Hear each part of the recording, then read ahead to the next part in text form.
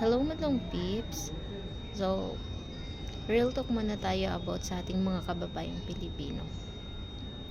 So, as an OFW, sobrang hirap naman talaga, especially if you are working like kadama or just simply as what we call domestic helper.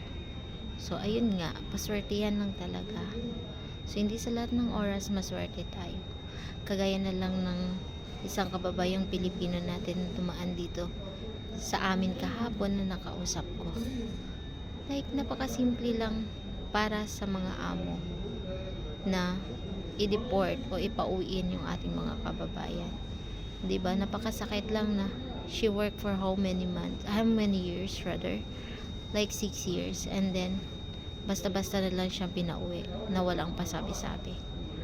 So, kung titingnan natin, 'di ba? Kahit anong bait mo, kahit anong tagal mo sa employer mo, hindi pa rin yun sapat, hindi pa rin yun guarantee na talagang i-cherish nila ang kanilang mga helper.